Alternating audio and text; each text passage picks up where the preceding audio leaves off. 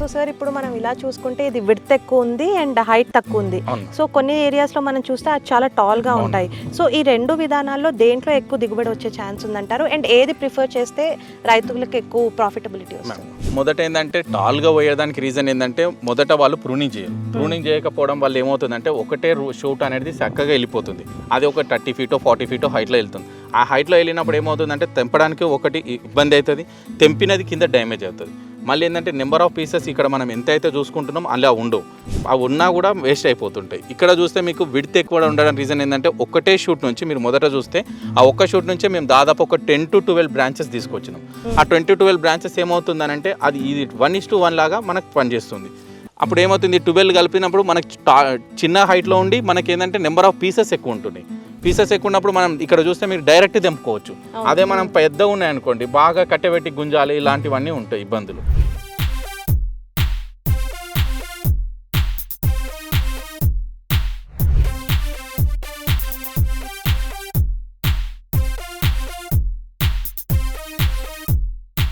రాజశేఖర్ గారు, ఇప్పుడు మనం చూసుకుంటే బయట మార్కెట్లో ఒక్కొక్క మునక్కాడ 10 రూపీస్కి అమ్ముతున్నారు. సో ఇప్పుడు ఇలా ఒక్కొక్క ట్రీకి చాలా మునక్కాడలు వస్తాయి. సో అప్రాక్సిమేట్లీ ఒక ట్రీకి ఎంత దిగుబడి రావచ్చు? అండ్ మీరు ఇప్పుడు ఈ ఏరియాలో చూస్తే మీరు హై డెన్సిటీ విధానంలో చాలా ఎక్కువ చెట్లు వేసారు. సో ఇలా ప్రాఫిటబిలిటీ ఎక్కువ అవుతుందా ఫార్మర్స్కి? అవును, ఇక్కడ ఏమవుతుందంటే మనకు ఒక చెట్టు నుంచి దాదాపు 300 నుంచి 350 దాకా మనకు పీసెస్ వస్తాయి. పీసెస్ వచ్చినప్పుడు ఏంటంటే తల ఒక పీసెస్ కూడా మనకు 5 నుంచి 10 రూపాయలు వేసుకున్నా కూడా మనకి ఏమవుతుందంటే దాదాపు ఒక 3,000, 2,500 నుంచి 3,000 రూపాయలు మనకు ఒక చెట్టుకి అందుతుంది.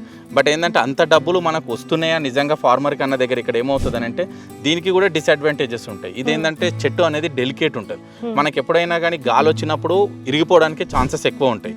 కానీ ఇక్కడ మన హైడెన్స్ పద్ధతిలో వేసినప్పుడు ఏంటంటే ఇది ఇరిగిపోవడానికి కొద్దిగా తక్కువగా ఉంటుంది అనమాట. వెలుతురు అనేది అంటే మన వెంటిలేషన్ అనేది చాలా గాలి అనేది తక్కువగా ఉంటుంది.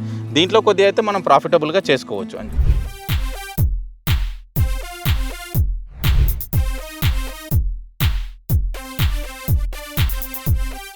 అండ్ ఇప్పుడు వర్షాకాలంలో ఫార్మర్స్ ఎలాంటి కేర్ తీసుకోవాలండి, అంటే ఈ మునక్కాడ చెట్లను మెయింటైన్ చేయడం? అంటే వర్షాకాలంలో ఏమవుతుందని అంటే కొద్దిగా ఏంటంటే చిన్నగా మనకు పురుగులు అనేది త్రిప్స్ అనేది బాగా తగులుతూ ఉంటాయి. కొద్దిగా ఏంటంటే వాళ్ళు స్ప్రేలు టైమ్లీ చేసుకుంటే మనకి దిగుబడి అనేది మంచిగా ఉంటుంది.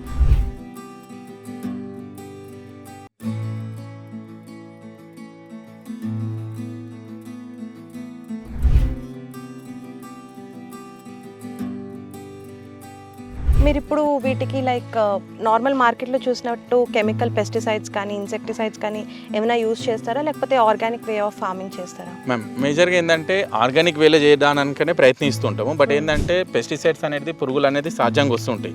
దానికి ఏంటంటే కాయలు లేనప్పుడు చూసుకొని అప్పుడు కొడతాము. కాయలు వచ్చిన తర్వాత మనం పెస్టిసైడ్స్ అనేది యూజ్ చేయము.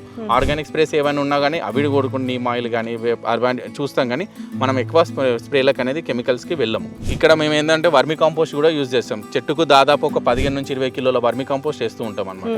వర్మి కాంపోస్ట్ చేయడం వల్ల ఏంటంటే మనకు కొద్దిగా బాగా వస్తుంది దిగుబడి అని చెప్పేసి మనం వేస్తాం.